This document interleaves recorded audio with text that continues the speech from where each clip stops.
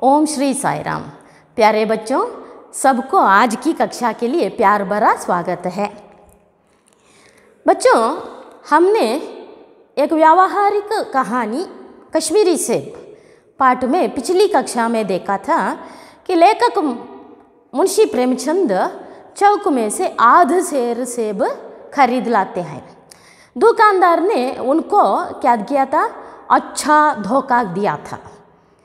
तो यह बात उनको समझ में आया।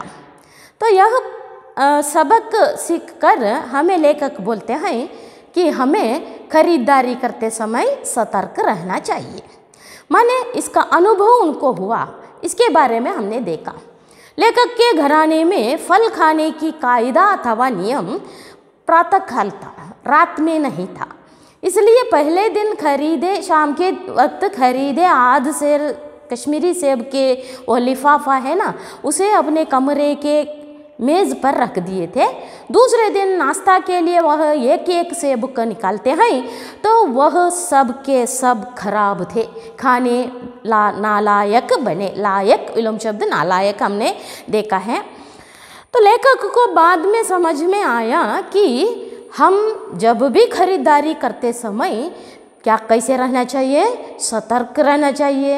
थोड़ा सा भी असावधानी रखें तो सामने वाला अथवा दुकानदार हमें क्या करता है? धोखा ज़रूर देता है। इस बात का पता उनको लग चला। तो आज हम देखते हैं आगे का भाग। तो आप अपना हिंदी पाठ्य पुस्तक खोलिए, कश्मीरी सेब पाठ का चौथा भाग हम देखते हैं। आज उनको वे हमें क्या समझाते हैं लेखक, देखते हैं कि यह तो साफ धोखा है। कौन सा पुट संख्या 8 खोलिए, मैं पढ़ती हूँ, आप देख लीजिए। यह तो साफ धोखा है। धोखा मतलब मोसा, चीट बोलते हैं। तो मगर इस धोखे में मेरा भी कोई क्या है? सहयोग था। ನೋಡಿ, ಲೇಖಕರು ಏನು ಮಾಡಿದರು? ನನಗೆ ಅರ್ಧ kg ಏನು ಸೇಬು ಕಟ್ಟಿಕೊಡಿ, ಕಾಶ್ಮೀರಿ ಸೇಬು ಕಟ್ಟಿಕೊಡಿ ಅಂತೇಳಿ ತಮ್ಮ ಕೈಯಲ್ಲಿದ್ದ ಟವೆಲ್ ಅಥವಾ ರುಮಾಲನ್ನು ಅವರು ಕೊಟ್ಟಿದ್ರು, ಇದರಲ್ಲಿ ಹಾಕಿ ಕಟ್ಟಿಕೊಡಿ ಅಂತ. ಇದೇನಾಯಿತು ಮಕ್ಕಳೇ? ವ್ಯಾಪಾರಿಗೆ ನಾವು ಏನು ಮಾಡಿದೆವು? ನಮ್ಮ ಆಲಸ್ಯ, ಉದಾಸೀನ ಅಥವಾ ಏನು ಹೇಳ್ತೇವೆ, ಒಬ್ಬರ ಮೇಲೆ ತುಂಬ ವಿಶ್ವಾಸ ಇಡುವಂಥ ಒಂದು ಪ್ರಸಂಗವನ್ನು ಅವರಿಗೆ ವ್ಯಕ್ತಪಡಿಸಿದಾಗಾಯಿತು. ಅಂದರೆ ಲೇಖಕರು ಈ ಮೂಲಕ ರುಮಾಲನ್ನು ಅಂಗಡಿಯಾತನಿಗೆ ಕೊಡುವುದರ ಮೂಲಕ ತಮಗೆ ಧೋಖಾ ಅಂದರೆ ಮೋಸ ಮಾಡುವ ಹಾಗೆ ಪ್ರೇರೇಪಣೆ ಕೊಟ್ಟರು. ಈ ವಿಷಯ ಲೇಖಕರಿಗೆ ಮತ್ತೆ ಥಂಡೇ ದಿಮಾಗ್ಸೆ ಅಂದರೆ ಅವರಿಗೆ ಮತ್ತೆ ಸಮಯ ಸಿಕ್ಕಿದಾಗ ಯೋಚನೆ ಮಾಡಿದಾಗ ಅವರಿಗೆ ಅರ್ಥ ಆಯಿತು. ಮಗರ್ ಇಸ್ ಧೋಖೆ ಮೇ ಮೇರಾ ಭಿ ಕ್ಯಾ ಹೈ? ಸಹಯೋಗತಾ. ಲೇಖಕರು ಕೂಡ ಏನು ಮಾಡಿದ್ರು? ಇಲ್ಲಿ ಆ ಅಂಗಡಿಯಾತನು ಅವರಿಗೆ ಮೋಸ ಮಾಡಲಿಕ್ಕೆ ಏನು ಮಾಡಿದರು? ಸಹಾಯ ಮಾಡಿದರು. ಸಹಯೋಗ ವಿಲೋಮ ಶಬ್ದ ಕ್ಯಾ ಹೋತಾ ಹೈ? असहयोग। सहयोग इसका अर्थ मदद अथवा क्या बोलते हैं? सहाया, हेल्प अंग्रेजी। सहयोग का विलोम शब्द क्या होता है? लिख लीजिए। सहयोग क्या है? असहयोग होता है। आगे लेखक इस बात को बताते हैं, मेरा उसके साथ हाथ में रुमाल रख देना मानो उसे धोखा देने की प्रेरणा थी। लेखक अब बोलते हैं हमसे, दुकानदार ने लेखक को धोखा क्यों दिया? ಎಲ್ಲ ಕೊಳ್ತಾ ಆ್ಯಪಲ್ಗಳನ್ನು ಯಾಕೆ ಹಾಕಿದ ಅಂಗಡಿಯವನು? ಯಾಕಂದರೆ ಲೇಖಕರು ಏನು ಮಾಡಿದರು? ಮೇರೆ ಉಸ್ಕೆ ಹಾತ್ ಮೇ ರುಮಾಲ್ ರಖ್ ದೇನಾ, ನನ್ನ ಕೈಯಲ್ಲಿದ್ದಂಥ ಟವೆಲನ್ನು ಅಂಗಡಿಯವನ ಕೈಯಲ್ಲಿ ಕೊಟ್ಟು ಇದರಲ್ಲಿ ಕಟ್ಟಿಕೊಡು ಅಂತ ನಾನು ಹೇಳಿದ್ದು. ಅವನು ಏನು ತಮಗೆ ಅಂದರೆ ಲೇಖಕರಿಗೆ ಮೋಸ ಕೊಡಲಿಕ್ಕೆ ನಾನು ಒಂದು ಅವರಿಗೆ ಮಾರ್ಗದರ್ಶಿ ಅಥವಾ ಸಹಾಯವನ್ನು ನೀಡಿದಾಗಾಯಿತು, ಪ್ರೇರೇಪಣೆ ನೀಡಿದಾಗಾಯಿತು. ಪ್ರೇರಣಾ ಅರ್ಥ ಕ್ಯಾ ಹೈ? ಪ್ರೋತ್ಸಾಹ ಕನ್ನಡದಲ್ಲಿ. सो उसने भांप लिया। भांप लेना इसका अर्थ क्या है? पहचानना। भांप लेना अर्थ है उधर भांप लेना, अर्थ क्या है? पहचानना। इसका मतलब ಕನ್ನಡದಲ್ಲಿ ಪಹಚಾನನ ಅಂದರೆ ಏನು? ಗುರುತಿಸುವುದು. ಏನು? ಗುರುತಿಸುವುದು। आजकल के समाज में हम देखते हैं नाना रीति के लोग रहते हैं। तो हम आंखों आंखों उनको क्या करते हैं, पहचानते हैं। वो कैसा आदमी है, कैसा व्यवहार करेगा, वो कैसा है, उसका स्वभाव कैसा है, ये सब हम आंखों से उसको क्या करते हैं, तोलते हैं। तो उसी तरह यहाँ लेखक को उस दुकानदार ने क्या किया, उन्होंने रुमाल देने के दुकानदार के हाथ लेखक ने रुमाल देने के बाद इसने उन्हें भांप लिया। भांप लेना माने इस तरह पहचान लिया, माने आसामी अथवा यहाँ कहते महाशय अपनी आंखों से काम लेने वाला जीव नहीं है और ना इतने चौकस है कि घर से लौटाने आए। तो दीर्घ वाक्य है, दो यहाँ कंजंक्शन वर्ड आया है तो समुच्चय बोधक, इसलिए यहाँ हम वाक्य को संयुक्त वाक्य कहते हैं। कौन सा वाक्य, संयुक्त वाक्य। क्या कहते हैं यहाँ लेखक कि मैंने उस दुकानदार के हाथ में रुमाल रख लिया, वह उसको क्या प्रेरणा मिली कि मुझे वह क्या दे, धोखा दे, और उन्होंने आंखों आंखों मुझे पहचाना तो इस तरह भांप लिया कि यह महाशय, महाशय मैंने लेखक को बोला, लेखक क्या है, अपनी आंखों से क्या है, काम लेने वाला जीव नहीं है। आंखों से काम लेना माने समझदारी से काम लेना, यह मुहावरा है, फिर भी अर्थ लिखी है, आंखों से काम लेना। इस मुहावरा का अर्थ क्या है, समझदारी से क्या करना, काम लेना, ಬುದ್ಧಿವಂತಿಕೆಯಿಂದ ಏನು ಮಾಡೋದು, ಕೆಲಸ ಮಾಡೋದು. ಲೇಖಕರು ಈಗ ರುಮಾಲು ಕೊಟ್ಟು ತನಗೆ ಮೋಸ ಮಾಡುವ ಹಾಗೆ ಆ ಒಂದು ಅಂಗಡಿಯವನಿಗೆ ಪ್ರೇರಣೆ ನೀಡಿದರು, ಪ್ರೋತ್ಸಾಹ ನೀಡಿದರು. ಹಾಗೆಯೇ ಆ ಅಂಗಡಿಯವನು ಲೇಖಕರನ್ನು ಈ ರೀತಿ ಅರ್ಥ ಮಾಡಿಕೊಂಡ, ಅಂದರೆ ಈ ಮಹಾಶಯರು ಅಂದರೆ ರಾಯರು ಏನು ಇಲ್ಲಿಂದ ವ್ಯಾಪಾರ ಮಾಡಿಕೊಂಡು ಹೋದರೆ ಏನು ನಾನು ಅವನಿಗೆ ಕೊಳೆತ ಹಣ್ಣನ್ನು ಹಾಕಿದರೂ ಸಹ ಆ ವ್ಯಕ್ತಿ ಗಮನಿಸುವಂತಹ ವ್ಯಕ್ತಿ ಅಲ್ಲ. ಹಾಗೆ ಮನೆಗೆ ಹೋಗಿ ಈ ವಿಚಾರ ಅವರ ಗಮನಕ್ಕೆ ಬಂದರೂ ನನ್ನ ಕೈಯಿಂದ ಕೊಂಡಂಥ ಮಾಲ್ ಅಥವಾ ಸಾಮಾನನ್ನು ವಾಪಸ್ಸು ತರುವಂತಹ ವ್ಯಕ್ತಿ ಕೂಡ ಅಲ್ಲ ಅಂತ ಯಾರು ಗುರುತಿಸಿದ ಅಂಗಡಿಯವ, ಯಾರನ್ನು, ಲೇಖಕರನ್ನು. ಇದರ ಅರ್ಥ ಹೀಗೆ. ಸೊ व्याकरण देखिए बच्चों कि उसने भांप लिया, यह प्रधान वाक्य है. फिर क्या, ऋस्व की आया है, कौन सी की, यहाँ ऋस्व की मतलब यह, इसका अर्थ क्या है, यह कंजंक्शन वर्ड अथवा क्या बोलते हैं, समुच्चय बोधक. यहाँ एक प्रधान वाक्य है, उसने भांप लिया, प्रधान वाक्य. और यह महाशय अपनी आंखों से काम लेने वाला जीव नहीं है, यह सामान्य वाक्य अथवा अंग अथवा आश्रित वाक्य कहते हैं. तो समझ लीजिए मिश्र वाक्य, एक प्रधान वाक्य को दूसरा क्या बोलते हैं, सामान्य अथवा सहज वाक्य, इनको जोड़ने के लिए जो शब्द हम इस्तेमाल करते हैं उसको क्या कहते हैं, उसको हम समुच्चय बोधक शब्द कहते हैं. क्योंकि अगर मगर और आदि आता है, यहाँ ऋस्व की भी क्या है, समुच्चय बोधक शब्द के रूप में प्रयोग हुआ है. समुच्चय बोधक माने यहाँ दो वाक्य अथवा दो शब्दों को जोड़ने वाला शब्द अथवा उसे विभक्त अथवा सेपरेट करने वाला शब्द, इसको हम समुच्चय बोधक शब्द कहते हैं. उसमें ऋस्व की इस तरह आया है. तो आगे उसी तरह का और एक मिश्र वाक्य है, दो मिश्र वाक्य रहते हैं, उसको हम संयुक्त वाक्य कहते हैं. क्योंकि यह एक ही चीज़ के बारे में, एक ही विषय के बारे में प्रस्तुत करता है. तो आगे लौटना, लौटाना, लौटवाना, इसके पहले हमें समझ लेना है लौटना शब्द का अर्थ क्या है. लौटना इसका अर्थ कन्नड़ में हिंतिरुगुವುದು, वापस बरोदो, मरली बरोदो. तो हिंदी में क्या बोलते हैं, वापस आना. हिंदी में क्या बोलते हैं, वापस आना, रिटर्न आउट अल्वा. सो आगे क्या बोलते हैं, आदमी बेईमानी तभी करता है जब उसे अवसर मिलता है. लेखक आगे बोलते हैं, मनुष्य ಒಬ್ಬ ವ್ಯಕ್ತಿ ಯಾವಾಗ ಮೋಸ ಮಾಡ್ತಾನೆ, ಮನುಷ್ಯ ಅಥವಾ आदमी कब बेईमानी करता है, कब अप्रामाणिक बनता है, जब एक व्यक्ति उसे धोखा देने के लिए तो बेईमानी करने के लिए अवसर देता है.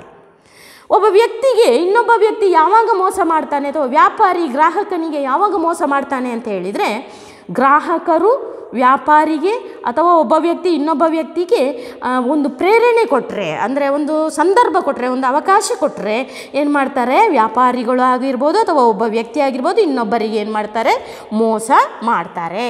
ಇಲ್ಲಿ ಚೌಕಸ್ ಅಂದರೆ ಏನರ್ಥ, ವहाँ है फिर भी चौकस शब्द का अर्थ है सावधानी अथवा सतर्क बोलते हैं, एಚ್ಚರಿಕೆ. सो दूसरा क्या बोला मैंने, यहाँ बेईमानी तभी करता है अवसर शब्द का अर्थ क्या है, ಕನ್ನಡದಲ್ಲಿ ಅವಸರ ಅಂದರೆ ಏನು, ಗಡಿಬಿಡಿ. ಇಲ್ಲಿ ಅವಸರ ಅಂದರೆ ಏನು, ಮೌಕ, ಸಂದರ್ಭ. क्या बोलते हैं, संदर्भ, अवकाश. कन्नड़ में और ये करते हैं अवकाश, लिख लीजिए. तो आगे लेखक को यह दुकानदार ने भांप कर समझ लिया यह महाशय क्या है, उतना क्या नहीं है, समझदार व्यक्ति नहीं है व्यापार में. जैसा हम बांध लेते हैं चीज़ वह खरीद ले जाता है और बाद में उसे पहचानने के बाद भी वह लौटाने को बिल्कुल नहीं आएगा, इस तरह भांप लिया. आदमी बेईमानी तभी करता है जब हम उसे माने बेईमानी करने वाले को मौका देते हैं, अवसर देते हैं तब. तो बेईमानी का अवसर देना, चाहे वह अपने ढीलेपन से हो या सहज विश्वास से, बेईमानी में सहयोग देना है. माने हम तब धोखा खा बैठते हैं जब मनुष्य दूसरे व्यक्ति को बेईमानी करने के लिए क्या देते हैं, मौका अथवा संदर्भ, अवसर देते हैं, अथवा क्या है, हम सहजता से सामान्य रूप से एक व्यक्ति से बहुत विश्वास करते हैं. तब वह विश्वास पाने वाला व्यक्ति क्या करता है, जो व्यक्ति उसके साथ विश्वास रखता है, ज़्यादा विश्वास, उसके साथ बहुत धोखा करता है. इसलिए हमें 10 to 10 10ಕ್ಕೆ 10 ಇರಬೇಕು. ತುಂಬ ಸಿಹಿ ಆದರೆ ಅದು ಹಾಳಾಗ್ತದೆ ಅಲ್ವಾ, ಅಮೃತವು ವಿಷವಾಗ್ತದೆ ಅಂತ ಒಂದು ವಾಕ್ಯ ಇದೆ. ಸೊ ಹಾಗೆ ನಾವು ಏನಂತ ಹೇಳ್ತಾರೆ ಲೇಖಕರು, ನಾವು ಹೆಚ್ಚಾಗಿ ಯಾರಲ್ಲಿ ವಿಶ್ವಾಸ ಮಾಡಬಾರದು. ಹಾಗೆ ನಾವು ಏನೇ ವಸ್ತುಗಳನ್ನು ಖರೀದಿಸುವಾಗ ಇರ್ಬೋದು, ಮಾರಾಟ ಮಾಡುವಾಗ ಇರಬಹುದು, ನಾವೇನು ಮಾಡಬೇಕು, ಎಚ್ಚರಿಕೆಯಲ್ಲಿರಬೇಕು. ಮನೆ ಯಹ ಢೀಲೇಪನ್ ಅಂತ ಒಂದು ಶಬ್ದ ಕೊಟ್ಟಿದ್ದಾರೆ. ಏನರ್ಥ, ढीलेपन ಅಂದರೆ सडीलिके. ढीलेपन का अर्थ क्या है, सडीलिके. धीमा प्राण, ढीलेपन, इसका अर्थ होता है कन्नड़ में सडीलिके, आलस्य. क्या बोल सकते हैं, आलस्य, बेजवाबदारी ಅಂತ ಟೋಟಲಿ ಹೇಳ್ಬೋದು. तो आगे पढ़े लिखे बाबुओं और कर्मचारियों पर तो अब कोई विश्वास नहीं करता. किसी थाने या कचहरी या म्यूनसिपालिटी में चले जाइए, आपकी ऐसी दुर्गति होगी कि आप बड़ी से बड़ी हानि उठाकर भी उधर ना जाएंगे. ಇವತ್ತಿನ ಸಮಾಜದ ಬಗ್ಗೆ ಲೇಖಕರು ಹೇಳ್ತಾರೆ, आजकल के समाज में जहाँ कहीं भी आप जाए कि आप लोग देखें पढ़े लिखे लोग, ಓದು ಬರಹ ಕಲ್ತಂತಹ ಬಾಬು, ಮನೆ ದೊಡ್ಡ ದೊಡ್ಡ ವ್ಯಕ್ತಿಗಳು ಅಲ್ವಾ, ಸೇಟುಗಳಿರ್ಬೋದು ಅಥವಾ ದೊಡ್ಡ ದೊಡ್ಡ ಆಫೀಸರ್ಗಳಿರ್ಬೋದು ಅಥವಾ ಕರ್ಮಚಾರಿ ನೌಕರರು ಇರ್ಬೋದು, ದೊಡ್ಡ ದೊಡ್ಡ ನೌಕರರು ನಮ್ಮನ್ನು ಏನು ಮಾಡೋದಿಲ್ಲ, ಅವರು ನಮ್ಮನ್ನು ಕಣ್ಣೆತ್ತಿ ಕೂಡ ನೋಡೋದಿಲ್ಲ. ಅವರು ನಮ್ಮ ಎಷ್ಟೇ ವಿಶ್ವಾಸಾರ್ಹ, ಎಷ್ಟೇ ಹತ್ತಿರದ ದೋಸ್ತಿರಲಿ, ಆದರೂ ನಮ್ಮನ್ನು ಅವ್ರು ಏನು ಮಾಡೋದಿಲ್ಲ, ಗುರುತಿಸುವುದಿಲ್ಲ. ನೋಡಿರ್ಬೋದು ನೀವು ಅಲ್ವಾ. ಹಾಗಾದರೆ ಆಫೀಸರ್ಗಳಿಗೆ ಯಾವುದರ ಗುರುತ ಇರ್ತದೆ, ಕೇವಲ ಹಣದ ಬಗ್ಗೆ, ಮನುಷ್ಯನ ಬಗ್ಗೆ ಅವರಿಗೆ ಗುರ್ತ ಇರುವುದಿಲ್ಲ ಅಂತ ಲೇಖಕರು ಹೇಳ್ತಾರೆ.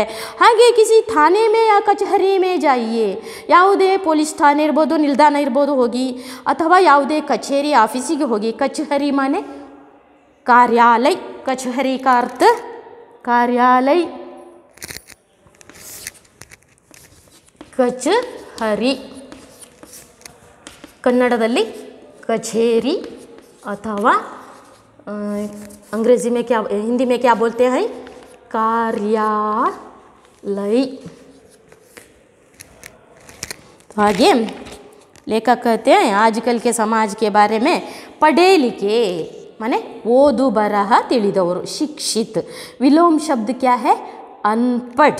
पढ़े लिखे अपढ़ अथवा अनपढ़ लिख लीजिए. कर्मचारी एक वचन, बहुवचन में क्या होता है, कर्मचारी. नहीं बदलाव उसी तरह रहता है. तो आज टोटली अथवा क्या है, सर्वत्र समाज में क्या है, यह ईमानी की बदनामी हुई है, ईमानी नहीं है, लोगों में क्या नहीं है, ईमानी नहीं है, प्रामाणिकता नहीं है। जब भी देखो, जहाँ भी देखो, लोग एक दूसरे को क्या करने को लगे हैं, बेईमानी, धोखा देने को लगे हैं। इसलिए लेखक हमें सावधान करते हैं कि अपने जीवन में हुए सबक तो पाठ से यह सतर्क होकर बोलते हैं, हमें किसी से भी और किसी स्थल जाते समय में भी कैसे रहना चाहिए, सावधान रहना चाहिए। आगे लेखक क्या कहते हैं, पहले ऐसा नहीं था। पहले विलोम शब्द अगले, पहले ऐसा नहीं था, इसका अर्थ क्या है, बहुत समय के पहले ಅಂದರೆ ತುಂಬ ಹಿಂದಿನ ಕಾಲದಲ್ಲಿ ಈ ರೀತಿ ಇರಲಿಲ್ಲ, ವ್ಯಾಪಾರ ಇತ್ತು, ಜನರಿದ್ದರು, ಎಲ್ಲರಿದ್ದರು, ಆದರೆ ಈ ರೀತಿಯ ಒಂದು ಸಮಾಜ ಇರಲಿಲ್ಲ ಅಂತ ಲೇಖಕರು ಹೇಳ್ತಾರೆ. तो पहले ऐसा नहीं था, व्यापारियों की साख बनी हुई थी। साख माने व्यापारियों की साख माने लेन देन का व्यवहार, माने टोटली हम बोलते हैं व्यापार, व्यवहार बोलते हैं। पहले जो व्यापारी लोग रहते थे वे ऐसा बेईमानी नहीं करते थे। यूँ मोल में चाहे चटांक आध चटांक कस लें। चटांक वहाँ शब्दार्थ में दिया है बच्चों, देखिए चटांक माने ಸೇರ್ का 16वें भाग, ಒಂದು ಸೇರು ಇರ್ತದೆ, ಅದನ್ನು ಆ 16 ಪಾಲು ಮಾಡುವುದು. ಒಂದು ಸೇರನ್ನು ಎಷ್ಟು ಪಾಲು ಮಾಡುವುದು, 16 ಪಾಲು ಮಾಡಿದ ಮೇಲೆ ಆ 16ನೇ ಪಾಲಿನಲ್ಲಿ ಒಂದು ಭಾಗ, ಅದಕ್ಕೆ ಏನು ಹೇಳ್ತಾರೆ, ಚಟಾಂಕ್ ಆದ್ ಚಟಾಂಕ್ ಕಸ್ಲೇನ. ಒಂದು ಸೇರನ್ನು 16 ಪಾಲು ಮಾಡಿ ಅದರಲ್ಲಿ ಒಂದು ಭಾಗವನ್ನು ಏನು ಮಾಡುವುದು, ಕಸ್ಲೇನ, ಕಸಿದುಕೊಳ್ಳುವುದು, ಅಥವಾ ತಮ್ಮಿಗೆ ಅಂತ, ತಮ್ಮ ಖರ್ಚಿಗೆ ಅಂತ ಇಟ್ಟುಕೊಳ್ಳುವುದು. ಯಾರು, ಹಿಂದೆ ವ್ಯಾಪಾರಿಗಳು. ಆದರೆ ಇವಾಗಿನ ವ್ಯಾಪಾರಿಗಳು ಹಾಗೆಲ್ಲ ಅಂತ ಯಾರು ಹೇಳ್ತಾರೆ, ಲೇಖಕರು. तो पहले ऐसा नहीं था, व्यापारियों की साख अथवा व्यवहार बनी रही थी, चली रही थी। यूँ उस वक्त पहले प्राचीन काल में व्यापारी लोग तौल में क्या करते थे, ತೂಕದಲ್ಲಿ ಏನು ಮಾಡ್ತಿದ್ರು, तौल ಅಂದರೆ ಏನರ್ಥ, ತೂಕ. चटांक आध चटांक माने 16वें भाग में एक भाग को अपने क्या है मजूरी, इस तरह वे क्या उसे कस लेते थे, ತೆಗೆದಿಡ್ತಿದ್ರು. लेकिन आप उन्हें 5 की जगह भूल से क्या बोलते हैं, पहले प्राचीन काल के व्यापारियों में हम जब भी व्यापार करते हैं तो देखिए भूल कर मरे तो कूड़ा ना हो, 5 रुपये के जगह में 10 रुपये देकर उन्हें आते हैं, घर लौटते हैं। फिर हमें घबराने की कोई ज़रूरत नहीं थी, इस तरह लेकर कहते हैं। मालूम पड़ा, पहले दिन के व्यापारियों से हम व्यापार करने के बाद व्यापारी क्या करते थे, हम जो भी चीज़ खरीदते हैं उसमें बहुत कम क्या है अपना लाभ को वे काट लेते थे, और हम उन्हें 5 रुपये देने के बगैर भूल में उन्हें 10 रुपये दे आते हैं, और हमें हमारी भूल माल बाद में पता चलता है। भूल माने गलती, तप्पू ಅಂತ ಹೇಳ್ತಾರೆ. तो हमें घबराने की कोई बात नहीं, ಹೆದರಿಕೊಳ್ಳಬೇಕಾದ ಯಾವುದೇ ವಿಚಾರ ಇಲ್ಲ ಅಂತ ಲೇಖಕರು ಹೇಳ್ತಾರೆ. आपके लिए क्या है, आपके रुपये सुरक्षित थे, 5 रुपये के बदले 10 रुपये देते हैं, हमें घबराने की कोई बात नहीं, हमारे 10 रुपये सुरक्षित रहते हैं। बाद में जाकर हम फुर्सत में उनसे पूछें तो वे याद करके हमें वापस हमारे बाकी के रुपये लौटाते थे। यह बात यहाँ लेकर कहते हैं, माने यहाँ तुलना करते हैं आजकल के व्यापारी, आजकल का समाज, पहला समाज, व्यापारी समाज, इसके बारे में लेखक तुलना करके बोलते हैं इस तरह।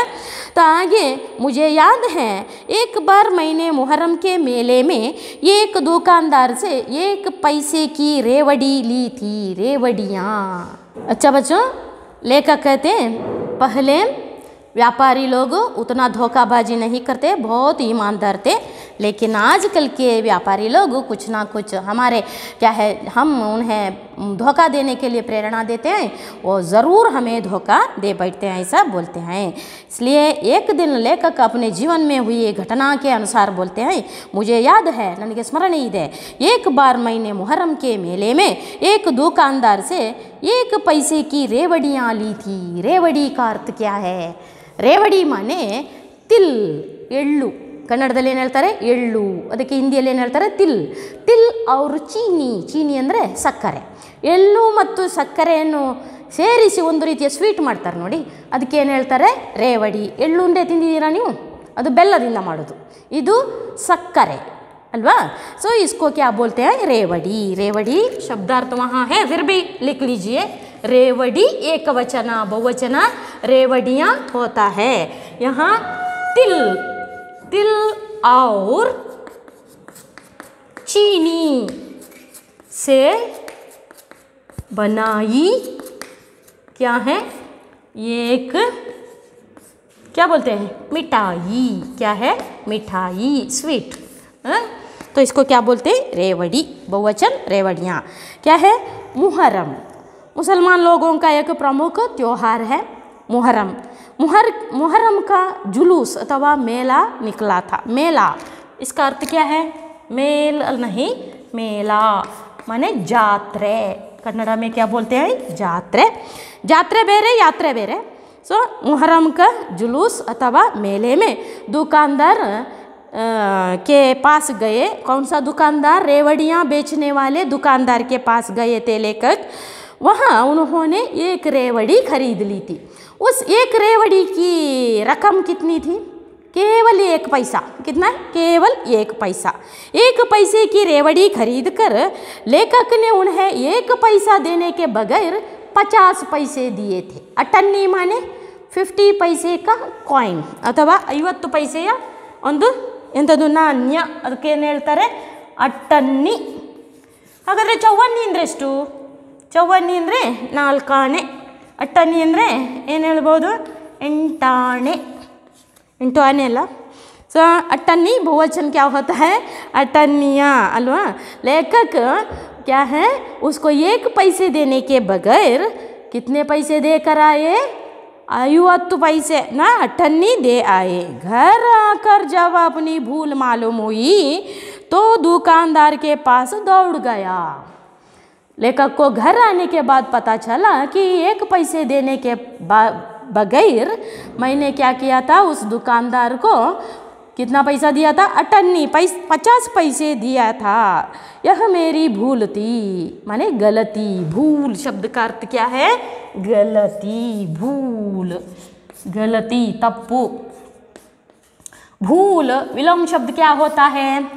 लिख लीजिए. भूल विलोम शब्द याद माने स्मरणे ಹೇಳ್ಬೋದು. याद यादें होती है. भूल भूल उतना नहीं चेंजेस. दौड़ना दौड़ाना दौड़वाना होता है. आना विलोम शब्द जाना. आगे लेखक कहते हैं आशा नहीं थी कि वह अटन्नी लौटाएगा. ನನಗೆ ಆಸೆ ಇರಲಿಲ್ಲ, ನನ್ನ 50 ಪೈಸೆ ಹೋದದ್ದೇ, ನನಗೆ ಖಂಡಿತವಾಗಿ ಅವನು ಆ ಹಣವನ್ನು, ಉಳಿದ ಹಣವನ್ನು ಕೊಡುವುದಿಲ್ಲ ಅಂತ ನನಗೆ ಮನವರಿಕೆ ಆಗಿತ್ತು. ಆ ಇಚ್ಛೆ ಇರಲಿಲ್ಲ. ಆಶಾ ವಿಲೋಮ ಶಬ್ದ आशा विलोम शब्द निराशा. आशा बहुवचन क्या होता है? आशाएं होती है. मालूम है आप लोगों को, फिर से लिखने की ज़रूरत नहीं. पास विलोम शब्द क्या है? दूर. आगे देखिए. आशा नहीं थी कि वह अट्टन्नी लौटाएगा, पर लेकिन क्या है? उसने प्रसन्न चित्त से अट्टन्नी लौटा दी और उल्टे मुझसे क्षमा मांगी.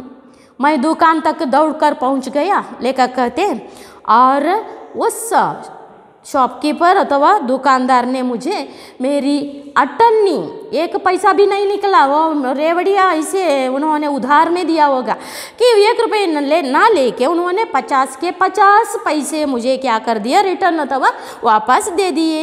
और उसका चित्त माने फेस कैसा था? प्रसन्नता से था.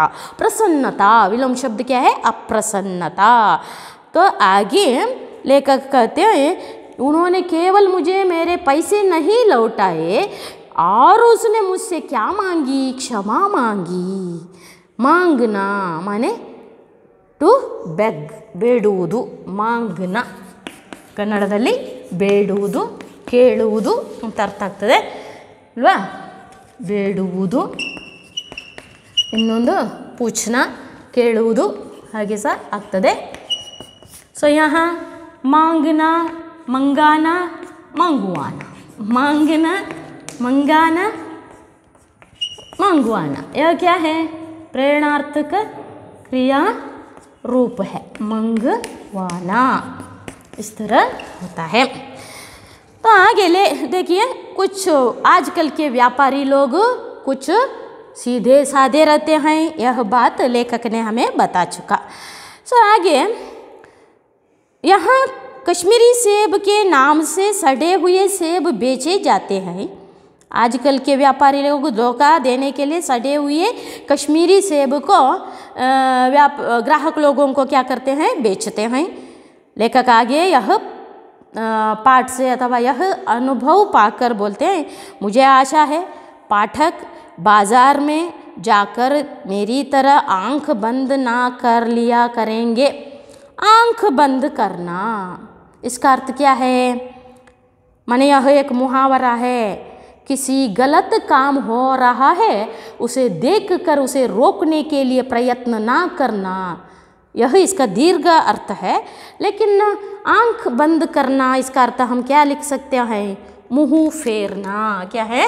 मुंह फेरना। आंख बंद कर लेना, इसका अर्थ क्या है? मुहावरा है, लिख लीजिए, मुंह फेरना, मुख ತಿರುಗಿಸುವುದು। ನಮ್ಮ ಎದುರೇ ಒಂದು ತಪ್ಪು ಕೆಲಸ ಆಗ್ತಾ ಇದೆ, ಅದನ್ನು ನೋಡ್ತಾ ನಾವು ಅದನ್ನು ತಡೀಲಿಕ್ಕೆ ಏನು ಮಾಡಲಿಕ್ಕಿಲ್ಲ, ಪ್ರಯತ್ನ ಮಾಡಲಿಕ್ಕಿಲ್ಲ, ಅದನ್ನು ನೋಡಿ ನಮಗೇನು ಅದರಲ್ಲಿ ಏನು ಇದಿಲ್ಲ ಅಂತೇಳಿ ಇನ್ನು ಮುಖವನ್ನು ಆ ಕಡೆ ತಿರುಗಿಸೋದು, ಈ ಒಂದು ವಿಚಾರಕ್ಕೆ ನಾವೇನು ಹೇಳ್ತೇವೆ? ಆಂಖ್ ಬಂದ್ ಕರ್ ಲೇನಾ। यहाँ ವ್ಯಾಪಾರ के बारे में लेखक बोलते हैं, ನಾವು ವ್ಯಾಪಾರ ಮಾಡ್ತಾ ಇರುವಾಗ ವ್ಯಾಪಾರಿ ನಮಗೆ ಮೋಸ ಮಾಡಲಿಕ್ಕಿಲ್ಲ ಅಂತ ಅತಿಯಾದ ವಿಶ್ವಾಸವನ್ನು ಇಟ್ಕೊಂಡು ಬೇರೆ ಕಡೆ ಬೇರೆ ವಿಚಾರದಲ್ಲಿ ನಾವು ಮಗ್ನ ಆಗಬಾರದು। ಹಾಗೆ ಲೇಖಕರು ಹೇಳ್ತಾರೆ ಅನುಭವದಲ್ಲಿ, ನನ್ನ ಒಂದು ಜೀವನದಲ್ಲಿ ಆದ ಘಟನೆಯ ಅನುಭವದಿಂದ ನಾನು ಹೇಳ್ತೇನೆ, ಈಗಿನ ಜನರು ಅಂದರೆ ಗ್ರಾಹಕರು ಏನು ವ್ಯಾಪಾರ ಮಾಡ್ತಾ ಇರುವಾಗ ವ್ಯಾಪಾರಿಯು ಅವರಿಗೆ ಏನು ವಸ್ತುಗಳನ್ನು ತೂಕ ಮಾಡಿ ಕೊಡ್ತಾ ಇರುವ ಸಂದರ್ಭದಲ್ಲಿ ಏನು ಅಸಾವಧಾನಿ ಅಥವಾ ಬೇಜವಾಬ್ದಾರರಾಗಿರದೆ ಅವರು ಎಚ್ಚರದಿಂದ ಅವನು ಮಾಡುವಂಥ ವ್ಯಾಪಾರವನ್ನು ಗಮನಿಸುವರು ಅಂತ ನಾನು ಆಶಿಸ್ತೇನೆ ಅಂತ ಲೇಖಕರು ಇಲ್ಲಿ ಹೇಳ್ತಾ ಇದ್ದಾರೆ। ಪಾಠಕ್ ಮನೆ ಜನರು, ಓದುಗರು ಅಂದರೆ ಇವತ್ತಿನ ಗ್ರಾಹಕ ಜನರು ಅಂತ ಹೇಳ್ಬೋದು। पाठक बाजार में जाकर, तो लोग बाजार में जाकर मेरी तरह माने लेखक की तरह आंख बंद ना करके माने आलस्यता प्रकट ना करते हैं करेंगे, नहीं तो उन्हें भी कश्मीरी सेब ही मिलेंगे। अगर हम व्यापार करते समय बेईमानी अथवा क्या करेंगे, असावधान रहेंगे, सतर्क नहीं रहेंगे, जागरूकता नहीं बरताएंगे, तब हमें क्या है वो खराब कश्मीरी सेब मिले थे लेखक को, वैसे ही कश्मीरी सेब हमें मिलेंगे, ऐसा मजाक करते हैं लेखक। तो क्या है बच्चों, लेखक का कहने का पूर्ण तात्पर्य यह है इस पाठ से, हमें कोई भी कार्य करते समय अथवा व्यापार करते समय सावधानी रखना चाहिए। सावधानी जीवन का एक सांस है, ऐसा बोलते हैं। तो आज के लिए यह पाठ हमने ख़त्म किया है। प्रश्नोत्तरी आगे की कक्षा में हम देखते हैं। बच्चे आज के पाठ के अंदर से कुछ प्रश्न लिख लीजिए, मैं बोलती हूँ, लिखिए। पहला प्रश्न, दुकानदार ने लेखक को किस तरह भांप लिया? दुकानदार ने लेखक को किस तरह भांप लिया? दूसरा प्रश्न, आज समाज में कहाँ कहाँ तक बेईमानी फैली है? मतलब ಯಾವ ಯಾವ ಪ್ರದೇಶದಲ್ಲಿ ಇವತ್ತು ಏನಿದೆ, ಅಪ್ರಾಮಾಣಿಕತೆ ಇದೆ, ನಾವು ಎಲ್ಲಿಗೆ ಹೋದರೆ ಏನಾಗ್ತದೆ, ಯಾವ ರೀತಿಯ ಜನರನ್ನು ಕಾಣ್ಬೋದು ಅಂತ ಲೇಖಕರು ವರ್ಣಿಸಿದ್ದಾರೆ ಇವತ್ತಿನ ಪಾಠದಲ್ಲಿ, ಅದನ್ನು ನೋಡಿ। तीसरा प्रश्न, लेखक ने मेले में क्या खरीदा? लेखक ने मेले में, मुहर्रम के मेले में क्या खरीदा? रेवड़ी का क्या मतलब है? माने रेवड़ी शब्द का अर्थ क्या है? रेवड़ी का असली मूल्य क्या था? रेवड़ी का असली मूल्य क्या था? अच्छा, सबको साईं राम।